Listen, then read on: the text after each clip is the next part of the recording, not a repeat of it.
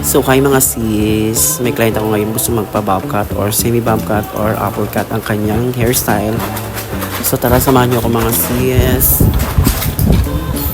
So ayun, gumawa lang nga po ako ng pattern sa likod para sa ganun magkaroon po ng volume ang likod ni Madam at magkaroon po ng body ang kanyang hair. Itong client ko nga pala ay galing po ito ng Argent Salon before. So ayan, nasundan nga po ako ni Madam. Yan, ang aking bawas po dyan is 45 degrees lang po para sa ganun magkaroon siya ng body sa likod. Mga sisi love. So tara, samahan niyo po. Ito po yung hair ni Mamshi. At syempre, unahin muna natin ang likod para sa ganun maganda po yung kinalabasan ng kanyang layered mga sis. So sa taas na tayo. Pinakalast na po itong itong pinakataas. Ang maganda lang po talaga sa hairstyle na ito ay kailangan po i-texturize po ng maigi ang kanyang hair dahil medyo kapalala na po ang kanyang hair. Ayan. Mga sis, huwag na kayo magtaka na medyo hindi pantay po pag tininan po ang kanyang hair dahil meron na po siyang white hair na tumubo mga sis. Yan po yung natural ka ng kanyang hair. Ayan, sa side naman tayo. Ayan. Diyan nga po pala ay nadali po yung kamay ko dyan paggupit mga sis. Kanina medyo dumugo nga po ang aking kamay. Grabe, nakakaloka. After a year, nagugupit ako dyan. Grabe, dumugo yung kamay ko pero hindi ko pinahalata sa aking client. Nakakaloka. Pero hindi mapansin ni Madam. Baka mamaya nakuray. At ayan. So, side muna tayo. Ayan, kailangan bungang-bunga ang ating gupit para meron tayong tip mamaya. Ayan, sa kabila naman tayo, kabilang side.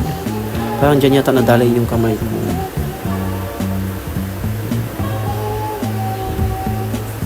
Ayan, mga sisila. Dyan yata nadalay yung kamay ko mga sis.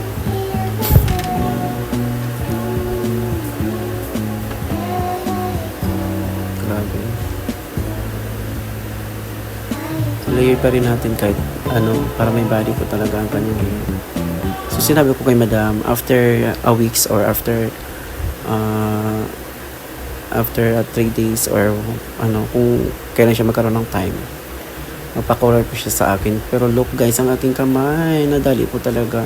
Naliit lang naman po yung ipit pero grabe, ang dugong-dugo po siya talaga. Kaya kanina nag-stop muna ako dyan kanina dahil nilagyan ko ng first aid ang aking kamay. Nilagyan ko ng betadine and alcohol and bulak and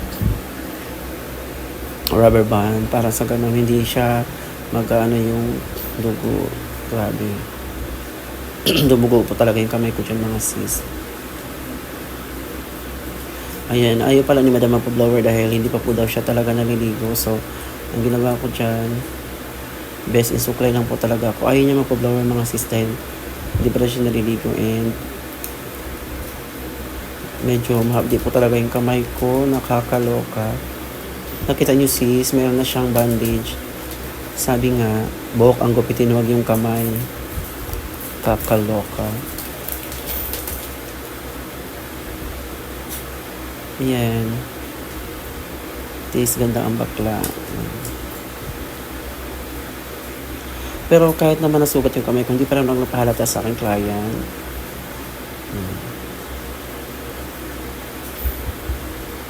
So, ayan. Chinek ko yung hair niya kasi hindi siya nakatingin sa salamin. So, ako na lang nag-adjust. Yung likod, mixturize ko din. Para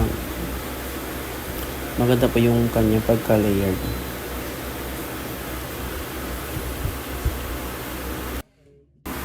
So, ayan, medyo mahapdi po talaga ang aking kamay. Gusto kong i-blower pero ayaw ni Ma'am Shi ng blow dry dahil nainitin daw po siya at hindi pa siya naliligo. So, baka mangamoy daw, nakakaloka to si Ma'am Shi.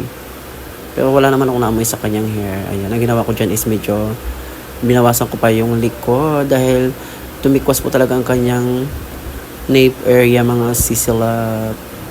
Pero ang hapdi ng kamay ko kahit kunting sugat lang. My God, bakit kaya ganun mga sis, no? Kahit kunting sugat lang.